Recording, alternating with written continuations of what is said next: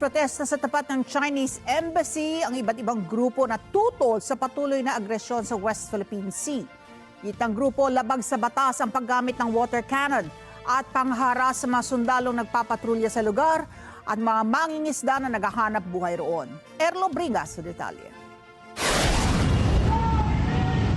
Nagkasa ng rally ang Filipinos Do Not Yield Movement kasamang iba pang makabayang organisasyon at non-government organization sa harapan mismo ng Chinese Embassy sa Makati para iparating ang kanilang pagkondena sa patuloy ng pananakot at agresyon ng China sa West Philippine Sea.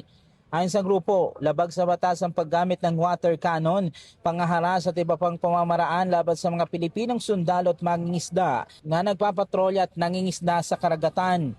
Ayon sa FDNY, malinaw na paglabag ito sa United Nations Convention on Law of the Sea o UNCLOS at sa 2016 Arbitral Award lalo na sa loob ng Exclusive Economic Zone ng Pilipinas. Yes po, kasi ang daming ang daming mga nililihis nila yung atensyon ng mamamayan na ginawa nilang pambubulig ng water cannon at pagkikiit sa mga mangingisda natin. Kaya nga nilang gawin yun sa mga nasa pwesto. Ano pa po yung mga mamamayan namin. Nananakit na yung nasa pwesto.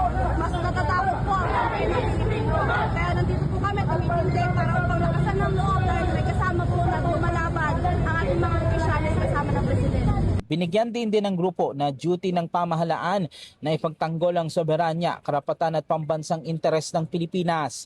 Nusuportahan din ng FDNY ang opisyal na matapang raw na maninindigan para sa West Philippine Sea at pinag-iigting ang panawagan sa publiko na maging mapanuri at magkakaisa sa pagtatanggol sa bansa. Tinapos ang kilos protesta sa isang panawagan na itigil ng China ang 9-9 claim at umatras sa loob ng EEZ ng Pilipinas. Erlo Bringas para sa mata ng Agila, matatag, tapak, tapat.